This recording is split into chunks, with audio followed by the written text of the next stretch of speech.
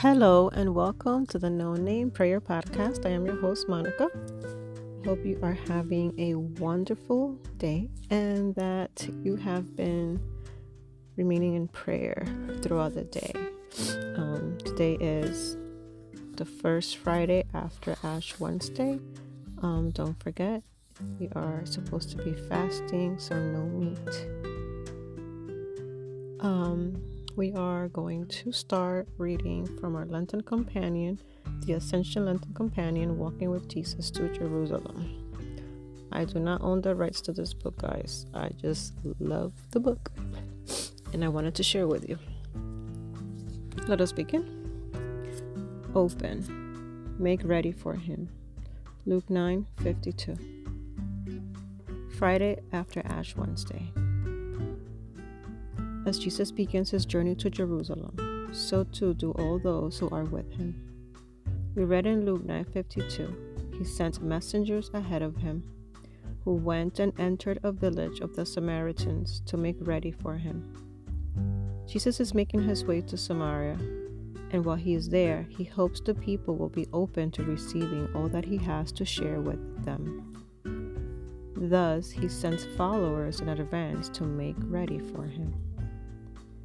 Jesus' messengers are tasked with making provision for his arrival. This includes practical things such as food and water, lodging, and a place to teach.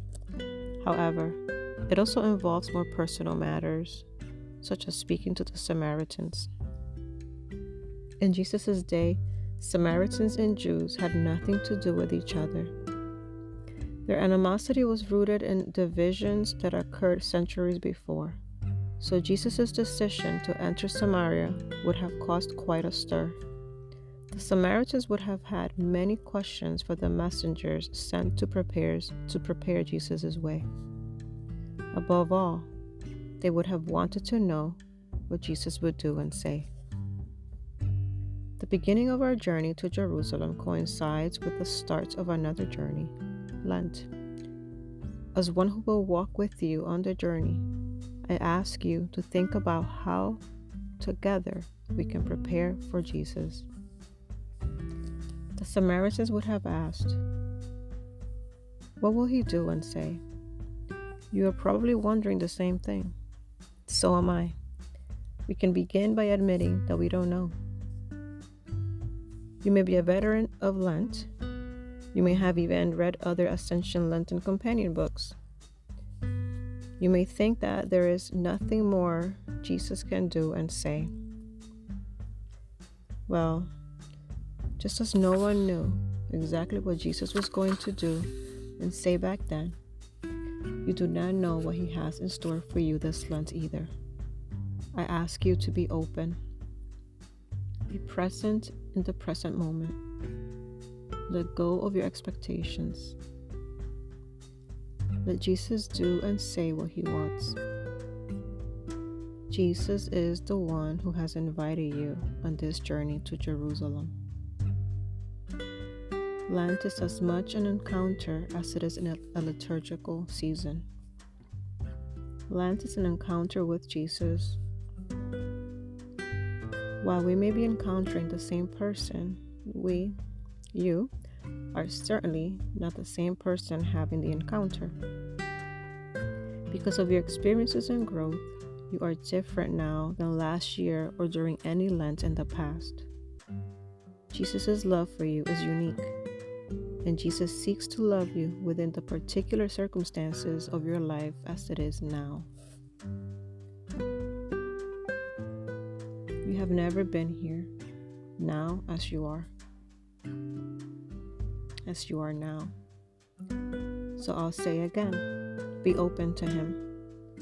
Be in the present moment. Let go of your expectations. Just let Jesus do and say what he wants. For your prayer, stay here for an additional 10 minutes. Today, pray with Jeremiah 29, verses 11 through 14. Trust the one who is speaking to you through these words and give him permission to lead you.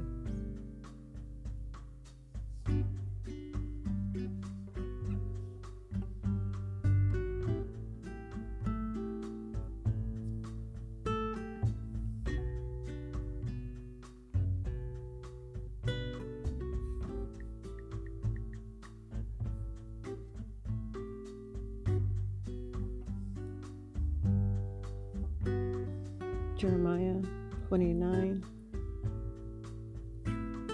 verse 11 through 14. For I know well the plans I have in mind for you, oracle of the Lord, plans for your welfare and not for woe, so as to give you a future of hope. When you call me and come and pray to me, I will listen to you. When you look for me, you will find me. Yes, when you seek me with all your heart, I will let you find me, oracle of the Lord, and I will change your lot. I will gather you together from all the nations and all the places to which I have banished you, oracle of the Lord, and bring you back to the place from which I have exiled you.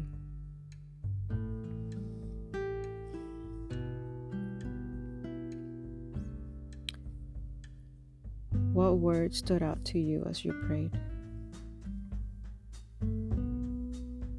What did you find stirred in your heart?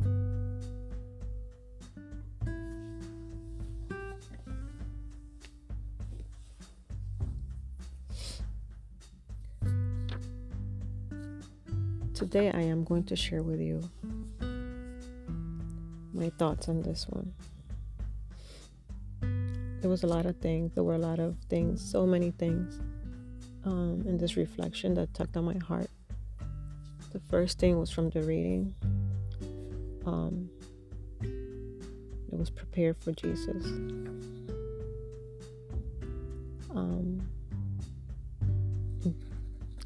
I felt the Lord tell me that I need to make time for Him, time to be with Him. But not just to be with Him, but also have to prepare in advance. I have to prepare myself just like I prepare myself when I go out. I get ready. You shower, you do your hair, you makeup, perfume, all of that, right? So I feel the Lord telling me I need to prepare myself internally before I sit with Him and spend time with Him, instead of just sitting there and not preparing myself mentally, emotionally, spiritually. The other thing that stood out to me was where it says be open and be present in the present moment. I feel like I allow too many insignificant things to distract me from what's important.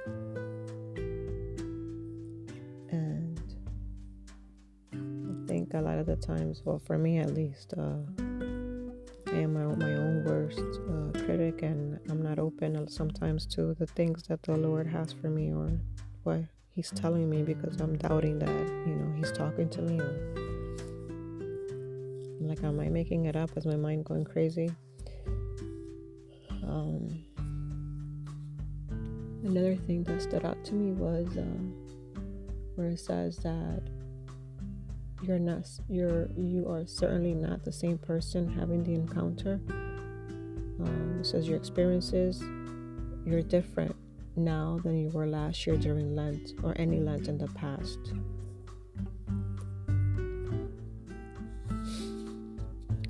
Last year, I was definitely a different person. Last year, the Lord was preparing me for, I think one of the hardest things that I've had to go through in my life. He was preparing me for a cancer diagnosis. During Lent, my prayer was, what do you want from me? What do you want me to do? I want to serve you. I feel like I'm not doing anything. And I asked Him, so He answered me. And I've said this before in other episodes.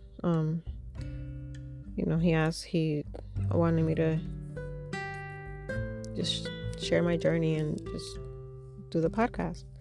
which I still struggle with. But I was really fighting him on it when he first spoke to me. Later on, I started the podcast right after Lent last year, and within, I want to say, like a couple of weeks of me starting, I was diagnosed with breast cancer. And as I continue with the recordings, I just told myself that I was not, I wasn't going to make it fancy. I was not going to edit. I was just going to record, and whatever happened. But he told me that was it was helping me just as much as, or even more than it would be helping anybody else, because it helped me stay strong in my faith. When I did the recordings, it was scary. There was a lot of feelings going on, a lot of feelings that I had, a lot of emotions, and doing the podcast, recording, reading, praying, all of that helped me get through it.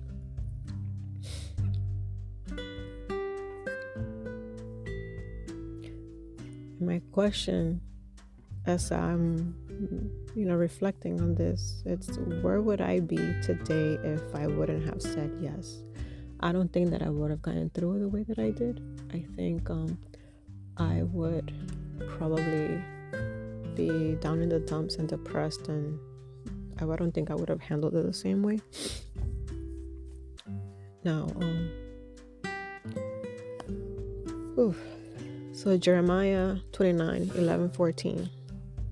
First of all, Jeremiah 29:11 is one of my favorite scriptures. So the fact that that's part of today's reflection, I know that the Lord was really tugging on my heart today. But as I'm reading it, where it really got to me, is where he says, let me pull it up one more time. It's where he says, when you call me and come and pray to me, I will listen to you.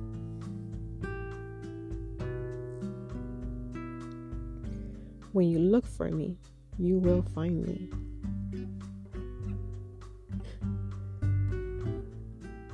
It's true. He does. And sometimes we forget. Sometimes we forget that he's listening and that he's there. We just have to talk to him and look for him.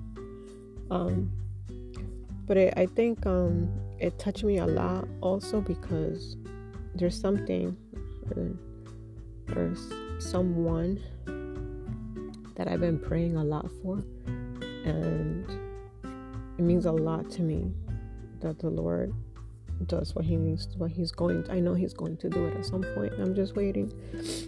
But it means a lot that he's just reminding me that he is listening to my prayers for this person.